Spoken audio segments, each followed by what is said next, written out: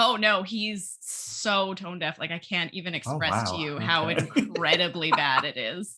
All right, now I can see the chat at least. Oh, and the participants are rolling in. Having two screens is wonderful. Isn't it great? That's why I'm looking over here, because I've got. I miss having two screens. I used to have two screens. I couldn't work with one. I have to do it when I go into the office occasionally, and it's just like there's no space. Yeah. For me, this is the first time I've had one. It's fantastic. Hello, everyone. I see you rolling in. Oh, wow. Massive wave of people. We're just giving it a couple of minutes to let anyone late come in, but I don't think we're actually going to need to. I'll give it to 1801. That's perfect. And then not taking too much of your time. Yes. I recognize a fair few names who have joined. Yeah. Hello, everyone.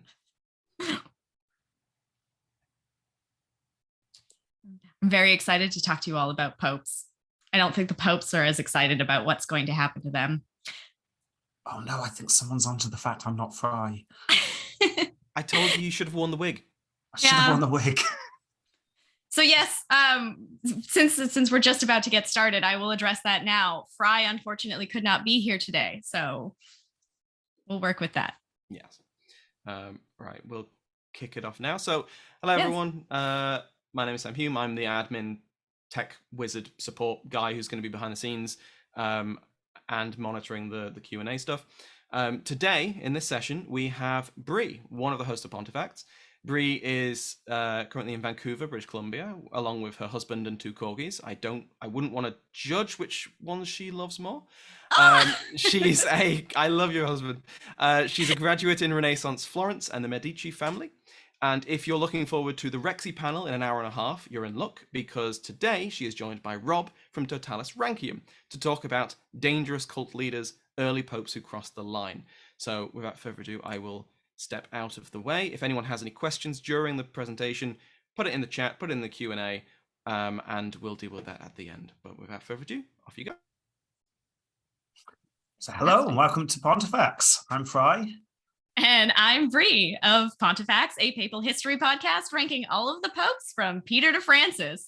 And as you see, I have a special Fry today. It's Rob. Fry.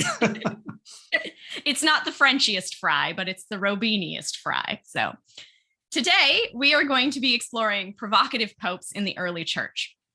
Long before Christianity became the dominant religion of Europe, long before the Pope was a figure of indisputable power, the Catholic Church looked very different. At its inception, the church was no more than a meddlesome first century cult in a world ruled by the Emperor of Rome. Rob's guys. The good guys. Oh, we'll see. Definitely the good guys. But simply being a meddlesome cult wouldn't be unusual in the empire. Given the rapid expansion of territory and absorption of a myriad of cultures and beliefs, many small cults of religion and gods were sort of just adopted into the vast and flexible Roman pantheon. And many foreign rites and rituals were tolerated as long as they accommodated the practices that were central to the Roman way of life. This was not the case with Christianity. With Christianity, the empire and emperor faced a religious ideology that didn't want to be absorbed into the Roman pantheon, and they were obsessed with being set apart. Christians rejected all gods but their own and refused to be involved in rituals and feasts that honored any other divine being. And this was particularly problematic, as Rob knows, that Rome had a habit of deifying its emperors. Because they're the good guys and they're holy. Yeah, they're so holy. So if Christians are denying the divinity of an emperor, they're challenging imperial authority, which was treason.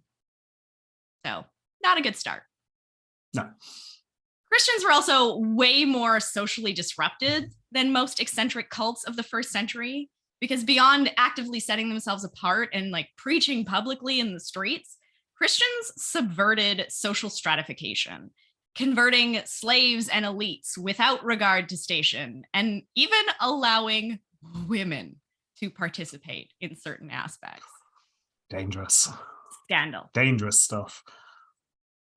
What's more, Christians engaged in social practices and dynamics that were not understood by the larger Roman world, and through either malicious or ignorant misunderstandings, Christians were accused of engaging in gruesome rites like ritual cannibalism and incestuous marriages, and of course, child murder, because that's what the ancients throw at any minority.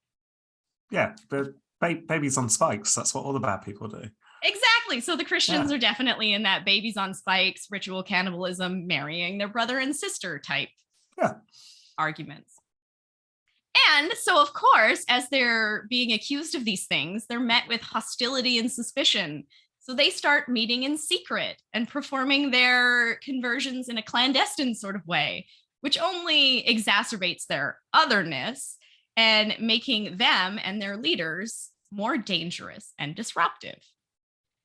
And dangerous disruption requires responses, which begins the first persecutions. And I will importantly note that when we talk about persecution, we do not start with the execution of Jesus that happened under Emperor Tiberius, because that was a condemnation of Jesus himself and not of the continued religion that had yet to be spread by the apostles. So here is a timeline of persecution in imperial Rome that will encompass all of the popes that we're going to talk about today. We see that the first persecution was initiated by Emperor Nero in 64, following the Great Fire of Rome, all the way through to the Great Persecution of Diocletian and Galerius, mostly Galerius, ending in 313. So during this period that we see on the screen, the intensity and scope of the persecution would vary substantially from like begrudging semi-toleration to out and out purges. But suffice to say, this period represents a very, very bloody 250 years. And for comparative purposes, we also have a timeline of the imperial edicts associated with Christianity.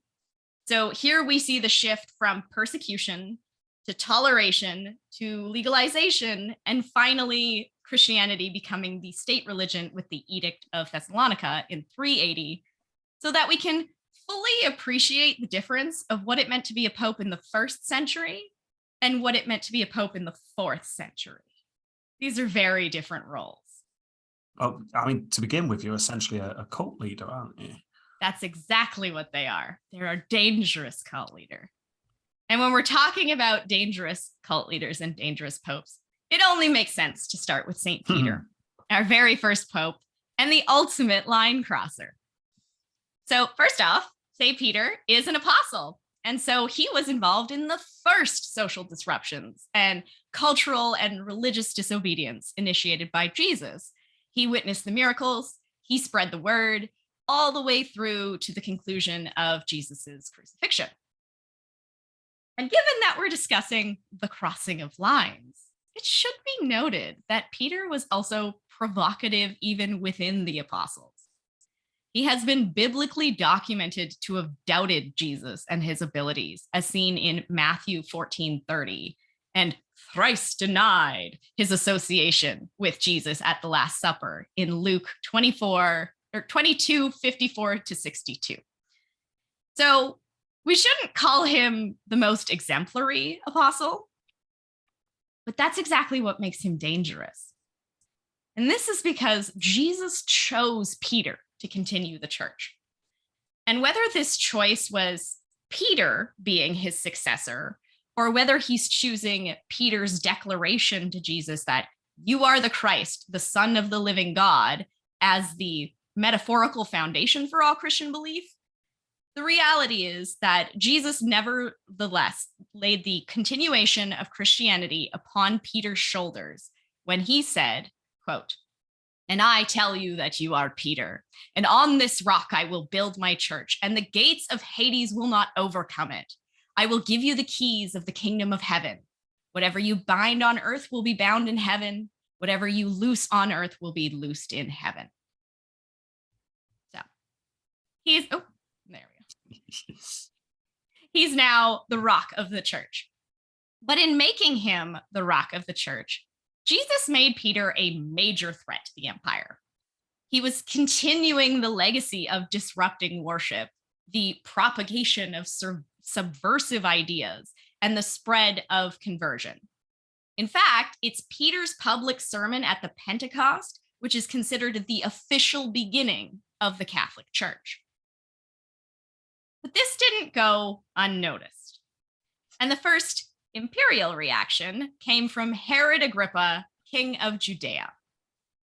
King Herod was a vassal of Rome and a particularly early violent persecutor. We know he's responsible for at least one apostle's death, James, who was beheaded. And he's very eager to prevent Christianity from threatening Judaism, but also threatening his relations with the empire. Mm-hmm. Got a lot of motivation. Yeah. So Herod quickly had Peter arrested and thrown into prison, fully intending to have him executed. But despite being under heavy guard, Peter did something that was even more provocative than preaching. He escaped prison with the help of a miracle. A miracle? What kind of miracle? Well, according to the Bible in Acts 12, an angel appeared to Peter in prison and released him from his chains. So Peter followed the angel, getting out of prison and out of the city entirely to safe refuge before his jailers even realized he was gone. What, like, did the angel have a key? Yeah, he had a key. He loosed those chains. He got him all the way out. He's like, follow me. And Peter's like, I'm dreaming, but okay. Did they dress up as washerwomen? They should have, but you know. I bet they did. We know how the church feels about gender dressing, cross-dressing individuals. That's a good point. But Herod was furious. Like, imagine being undermined by celestial beings. It's not a good look. The worst. That's what it is.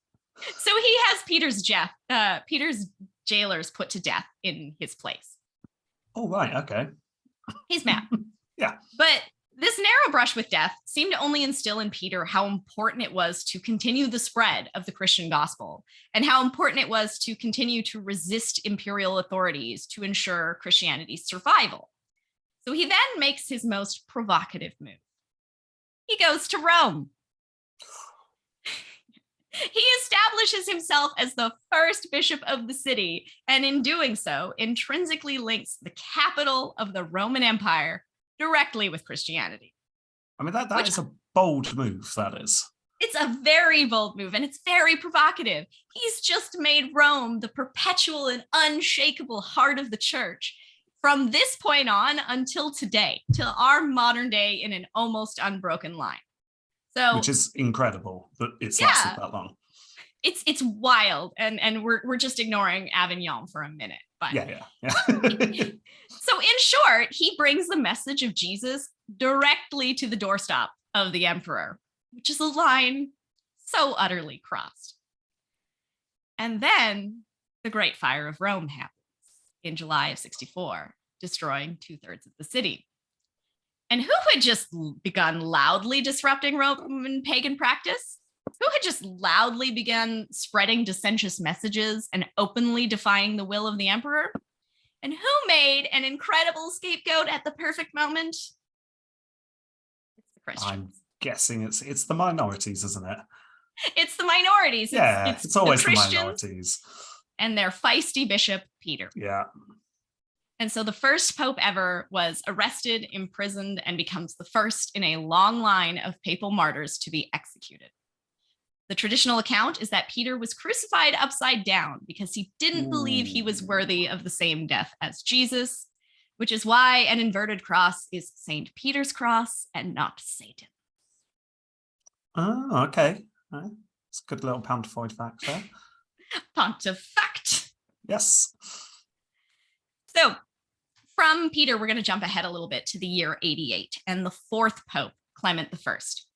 Clement is the first pope where we have more than a bare minimum of evidence, and we can say with some certainty that he existed. It's always a good start. It's a good start, isn't it? When you know they are real.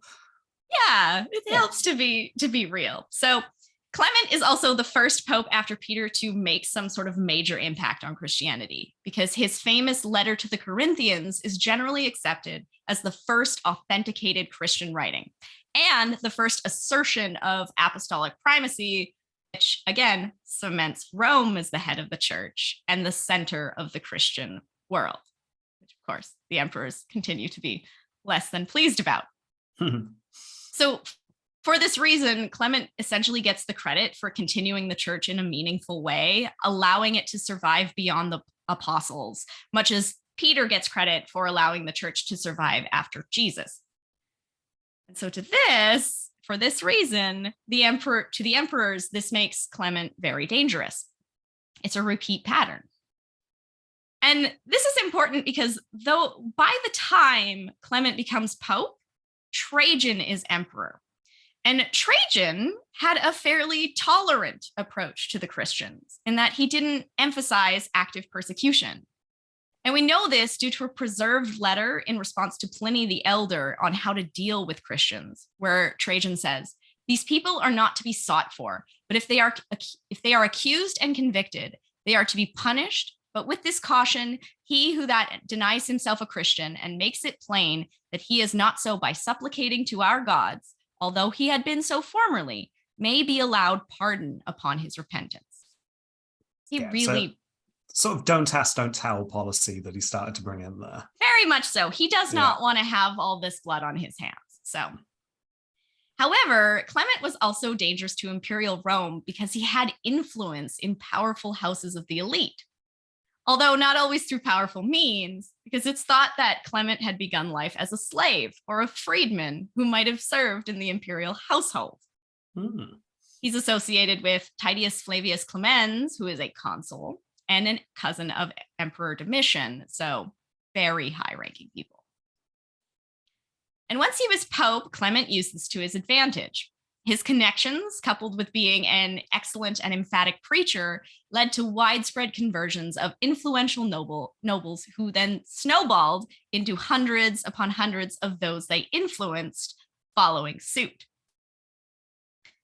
But with mass conversions in the imperial court, the emperor took notice. And while his policy might have been, don't seek out Christians, Clement's not making himself covert at all. And even then, Trajan is gentle about it. He doesn't have Clement executed. He just banishes Clement from Rome, condemning him to slave labor in the stone quarries in what is now Crimea. The kind option. Yeah. It may be a death sentence overall, but it's not immediate crucifixion. It's a like death Peter. Sentence out of the way, out of sight. So it's barely even a death sentence. Exactly. Yeah. But this is far from the end of Clement. When he arrives at the quarries, Clement found his fellow prisoners languishing without food and water. Not surprising, they're slaves. But Clement is struck by their deprivation, and so he kneels down to pray, and he's granted a vision of the Lamb of God standing on the top of the hill where he knelt.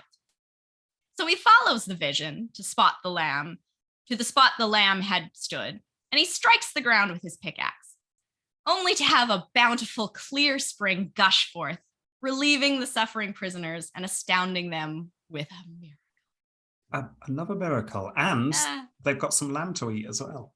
Exactly. Yeah. Although the lamb just kind of is metaphysical at this point. So you have metaphysical meat, if you will. Yeah. It soothes your soul rather than your stomach. It's almost as good, but in a very real way, not as good. Exactly. So this miracle led to the conversion of nearly 2,000 people. Not just the prisoners, but the locals who heard the tale of the miraculous spring. And in fact, the converts were so inspired by this moment that they began a church building effort. So this prison suddenly becomes an epicenter of Christian ministry. Oh, wow. Guess how that goes over? I'm guessing not well. No. So when the news of this disruption reaches the emperor, he's furious. And the Pope had been banished to put an end to the preaching and converting, not to just give him a new audience. So Pope Clement is sentenced to death, and the prefect of the quarry decides to make an example of him by not merely executing him, but bringing him out to sea, tying him to an anchor, and throwing him overboard. Ooh, nasty. And that was the end of Clement. until his remains were discovered in a divinely constructed shrine on the shore of the sea and brought to the Basilica of St. Clement in Rome, where they would continue to inspire miracles and conversions. How much later on did they find his About body? 2 centuries. Right, okay. And that was the end of Clement, until a relic of his turned up in the London trash dumps in 2018. I kind of remember this from listening to your podcast. It happened just in time for our release. Yes, it so did, it was didn't perfect. it? He gets around. So now, nearly a decade after the martyrdom of Clement, we have Alexander, the 6th Pope. Alexander becomes Pope also during the reign of Trajan, but after the provocations of popes like Clement, Trajan had grown far less tolerant of those who were actively practicing Christianity. They no longer were getting banishment. This is not how it's going anymore. And as Christians are now popping up in pockets all over the empire and at all levels of social stratification, their presence is a lot harder to ignore. And like Clement, what made Pope Alexander particularly dangerous was his connections to the imperial court. He had been born into a wealthy noble family with ties to prefects and tribunes. And we do know that he was also born into a very, very affluent neighborhood. He was very well educated due to his social advantages. It's also possible that Alexander's entire family was already Christian because he enters the church very young and is elected Pope in his 20s. So aside from the fact that Christian leaders were often disappearing, this tells us that he was also charismatic, persuasive, and influential. It's hard to imagine such a young pope. Yeah, no, a good one at that. We will have some young popes, but they are not good. So, well, yeah. Their ability certainly makes a difference. I'm trying to imagine a good young pope. I'm struggling. Well, Alexander's going to do his best, and he's going to follow in the footsteps of Clement in a number of ways that will get him into just as much trouble.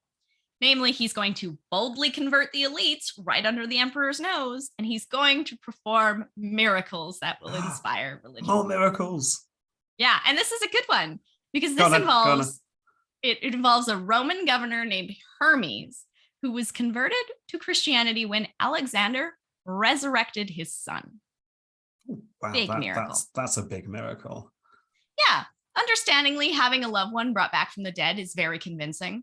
So Hermes converts, but he has his entire household and all of the officials under his jurisdiction become Christian with him, resulting in a mass conversion of around 1,500 people.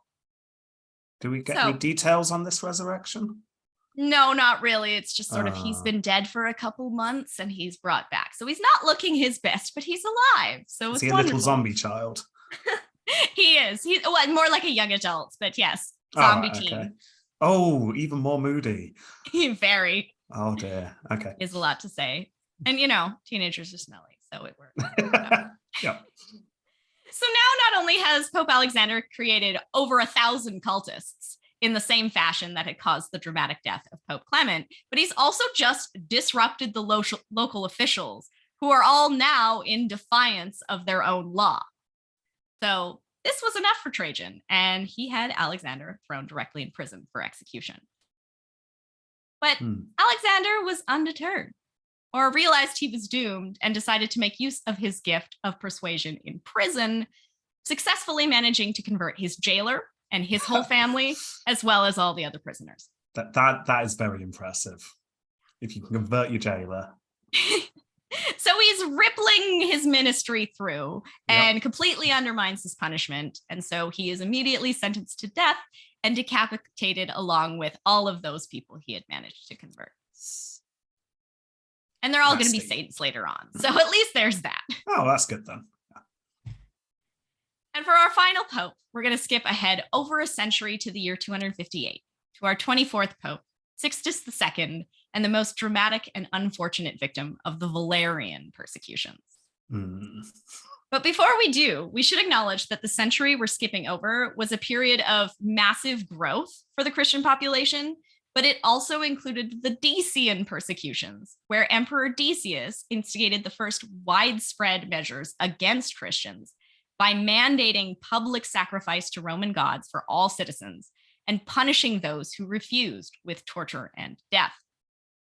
This not only resulted in a huge death toll, but it created internal problems in the Christian community who now had to deal with Christians who had made that sacrifice to save their own lives. So, comparatively, Emperor Valerian started out as a moderate. He was not an enthusiastic destroyer of Christians. But after the intensity of the Decian persecutions, people are very pleased with this. They're hoping for a reprieve. Then everything falls apart for Emperor Valerian. As we know from Rob's show, he had to contend with Sassanid and Goth invasions, plagues wiping out all his armies, sieges. Everything was going wrong. I mean, to be fair, everything had been going wrong for quite some time in the Roman Empire at this point. It had, but it's fever pitch now. It's really at its lowest ebb at this point. And he's really upset about it. So what would any good leader do? Find someone else to blame. You blame the minorities. Exactly. Yeah. So he began to believe that all of his misfortune was the result of angry gods who were furious at his laxity when dealing with the dangerous cult of Christianity. So in 257, Valerian reinstates the Decian mandate of sacrifice and declares that all suspected Christian clergy and officials must perform the mandated sacrifice immediately or face banishment, loss of position, deprivation of property, and death. Furthermore, all Christian gatherings and services were immediately forbidden. Incidentally, this is around the same time that Sixtus becomes pope. And this was not the first time that Christians had been forced underground and to practice in secret. The Decian persecutions had seen to that. And not only that, but given the skyrocketing influence of Christian death in the last century, Christians in Rome had constructed their own catacombs for the martyrs outside the walls of Rome, which are the perfect place for clandestine mass ceremonies. And so Sixtus begins conducting secret mass in the catacombs of Calixtus and the catacombs of Praetextatus, regularly changing the dates and times, and essentially living in the catacombs to avoid detection. Which is pretty cool. It's yes, and going there is very cool. It would not be a comfortable way of living, though. But very cool and spooky. Very. They are. I love it. But the enthusiastic officials prepared to arrest Christians and confiscate all their property are constantly apprehending practicing Christians. And Valerian doesn't feel that his message is being properly received. How dare the Christians continue to exist and put him at odds with the gods? So he immediately doubles down on his edict, now ordering all Christian leaders and clergy to be put to death immediately. And unfortunately, the word somehow got out. And on August 6th, 258, imperial troops forced their way into the catacombs of Praetextatus and decapitated Sixtus II on the spot while he was performing mass. Wow. that kind of puts an end to that mess. It does. 4 other deacons were killed with him, and 3 more, including the famous St. Lawrence, were apprehended and martyred publicly after the fact. St. Lawrence famously roasted over a fire, quipping midway through his death that he was done on this side and should be turned over, which earned him the later patron sainthood for comedians. Which is also a shame because what he actually probably said was yes. Yeah. I mean, it's a famous last word for sure. It's a very good last word. I do like it. Now, that's all the time we have, but we've only begun to scratch the surface of popes who made their mark on Christianity by dangerously defying imperial convention and paying with their lives. In this final slide, I have placed a few more notable provocative popes who faced martyrdom, and even this is the tip of the iceberg. Almost every pope for the first 500 years of the Catholic Church is a saint, and the majority of them have been canonized for their martyrdom. It's so common practice that when records can't be verified, you just assume that a pope was martyred because the odds are so high. And only 30 years after the martyrdom of Pope Sixtus II, the great persecution of Diocletian and Galerius began, which is incomparably the most widespread and severe Christian persecution of the entire empire. It's the first time you really get a feeling that the emperor is really enjoying themselves doing a persecution, especially Galerius. He is hands down the nastiest Roman emperor I think we have ever covered. He's just not a nice guy. And the Liber Pontificalis cites that in the first 30 days that Galerius became full emperor, 17,000 Christians were martyred in 30 days. So yes, this persecution would be so brutal, so bloody, that even popes are going to forswear their religion in fear of their lives. However, we must not forget that the Great Persecution was ended with the Edict of Toleration and legalization for Christians, which quickly shifted the tide. Only 68 years after the empire stopped attempting to wipe out Christianity and its dangerous cult with its leaders, Christianity was the dominant force in the empire, and the popes had become almost as important as the emperors themselves. What do you have to say about that? Boo, emperors. I am willing to concede one or two emperors may have crossed the line slightly. Been some baddies? Maybe. I mean, they do go full on like British Empire at some points. Very much so. Yeah. So that brings us to the end, and we have 10 minutes for questions. Yes, we do. Before we get to that, though, I need to ask this because Elspeth Olsen very early on asked, or basically pointed out, Rob, you get to be the reaction person for once. How does that feel? Very strange. How was very that? Weird. Yeah. I have no idea how Jamie or Fry does this, because for the first 10 minutes, I had to keep reminding myself I wasn't just listening to an episode of Pontifacts, and I can actually join in. It's a harder role than it seems. It's a very hard role. It is. It's very strange. If anyone has questions, you can put them in the chat or into the Q&A box. A couple already in from Santiago de Luxan. It seems quite obvious why Christianity was so appealing to the lower classes. They were promised an afterlife that was much better than the miserable life on earth. But why were some of the popes you've mentioned successful in converting the upper classes? I mean, what was the appeal of Christianity for the Roman elite before the time of Constantine? That's a really good question. And I think it comes down to primarily the powers of persuasion. We're talking about people who could perform miracles, right? This is generally seeing something that they felt was undeniable, or at least that's what we get from the sources. It's harder to tell if you're a skeptical to the miraculous, which is entirely fair. But we're talking about people who were clearly incredibly compelling and charismatic. And what they were offering was so much more personal and so much more dedicated to an individual, like an afterlife, not just all of these gods who you have to go to this one and that one for anything. This God is the only God, and he loves you so much, and he will take care of all of your needs. And then, I compare it a lot to modern cult leaders. How do they manage to convince people to give up their standard lives for a commune or abuse, right? We're talking about incredibly charismatic people who fundamentally believed in the sort of change that they were speaking about. So, and Christianity also was really offering them something slightly different, because Roman paganism was brutal, but it wasn't seen as brutal. That was just the way it was. The gods were there, and they did their thing. And then when someone comes along, about you. Someone comes along and says, "Well, this god actually cares." It doesn't necessarily matter what class you're in. If you've got that slightly empty feeling in your life, or what am I here for, which a lot of people go through, then someone's saying that, don't worry, there's someone out there who cares. It's an appealing message. For sure. Moving on to the next question. Christoph Gobel asks, at what point did the Roman state consider the Christian as anything different than the other mystery religions? Can this even be answered, given how biased the later sources are? Well, we do know that there are emperors who had Christian teachers. The family of Elagabalus had many connections with Christian teachers. And we also know that Commodus's mistress was Christian. So we do know that there was some influence that starts to shift about that time, just based on personal connection.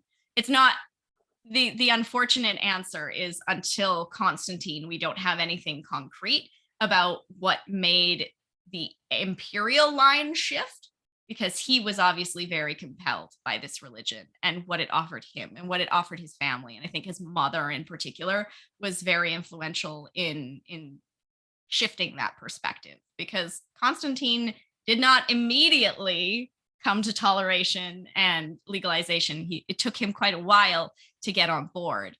So it's sort of, there was a slow sort of adjustment in the way that Christianity was seen, based on those small figures who managed to enter the imperial household. But yeah, the sources are incredibly biased, and they almost don't exist until the time of Constantine. Any thoughts, Rob? Yeah, I mean, I'll just echo what Bree said, really. It's just impossible to tell. But one thing that really hit me when I was looking into this period was how much Christianity wasn't seen as an other religion. It was, but it was a cult that was accepted. It wasn't an other, it was just enveloped by Roman paganism. It was just another, it's just another god. Jesus, he's a sun god, isn't he? He's a bit like Apollo. It just would have been seen as another part of religion, and everyone had different gods that they would talk to. So at the point where people started to realize, oh, we've got a major world religion on our hands here, I don't think anyone ever did, until historians look back and go, well, it must have happened at some point, because it was too gradual. There's this idea that Constantine went, right, we're all Christian now. I mean, that didn't happen. That's not. Yeah. Not till 380 anyways. That's when they said, we're all Christian now with Thessalonica. But, and that was Theodosius II. But yes, as much as Christianity was obsessed with setting itself apart, the rest of the world didn't set them apart. Marco Capelli, another fellow history podcaster, says, very nice. Which pope does Rob like the most? And which Roman/Byzantine emperor does Bree like the most? Gregory. Ah, really? Yeah. Okay, so for everyone knows my answer for this already. I love Claudius. I'm obsessed with the history of perception of disability, and I think he's a really, really interesting case study for that. And I think he's probably the most genuine and compelling of the Romans. We have Cass, who's put a hand up, so I'm going to allow her to talk. Cass, you are able to speak and answer your question. Although I would ask that we keep it brief because of time. Okay, yeah, it's actually he. Sorry. Yeah, no problem. Yeah, so I'm gonna ask, how much was Christianity? Well, it seems it was mostly an Eastern Roman phenomenon. So, and Eastern Mediterranean is always sort of culturally more, more sophisticated than the Western half of the Roman Empire. I mean, we see like Origen had a meeting with Elagabalus. So how much of that can be seen as a triumph of, I guess, the Eastern part over the Western part of the Roman world? I don't know if I would call it a triumph so much as a difference. I mean, we're talking about a shift in timing as well, because we have the persecutions being primarily instituted by emperors who are in the West. So by the time, and a lot of those persecutions didn't make it to the East, so there was a much larger proliferation of the conversion and the spreading without consequence. So because it took so long for messages to be mandated out in that way, the Eastern Empire was often shaded from a lot of that, because it changed so often that we don't see that level, that ripple effect make it all the way there. We also know that a lot of the Eastern provinces and territories were some of the first to really sort of latch onto Christianity as an identity. And so they were allowed to proliferate and survive more. And again, Elagabalus being very flexible at his religious views. That time in particular was a great time to have Christian influence. And we do definitely see that, and being more open to those ideas. So that in itself is a bit more about personality. All right. Yeah. Well, thanks. Thank you, Cass. Last questions, because we're on the final minutes. Why would you become an early pope? Seems like a death sentence, asks James Bolton. Well, if you were a slave and you were told that you could be free instantly and have all this power instantly, and if you died, you were going to an eternal paradise, it sounds pretty good. Especially if the life you're living is not good, or if you're a slave in the mines and suddenly you're told that none of that is valid anymore. It's very compelling. A lot of our early popes were slaves and very like poor figures, or people who lived in caves. So it's important to remember that 99% of all people in this age were living awful lives. If there's anything that they could do to change it, they'd do it. So yeah. That brings us right up to time. Exactly. There was one more from Marco, but it's a great question, but it would require a long answer, and we just unfortunately just do not have time. I'm going to answer it with the words "a lot." Yeah. I would say maybe Marco, bring that to the panel that will be in just a few 40 minutes or so. Anyway, thank you everyone thank you both so much for this talk. This has been really useful. Thank you everyone who's been watching and listening and asked questions. This has been great. We do have time for you both to quickly explain where people can find both of your podcasts if they want to listen more. We're Pontifacts Pod on everything. And we're Totalis Rankium on everything. And we're about to do, in about 40 minutes, we're going to do a panel, aren't we, with Rex Factor. So join us there. Yes, see you soon. Fantastic. Bye, guys. Thank you everyone, and thank you for taking part.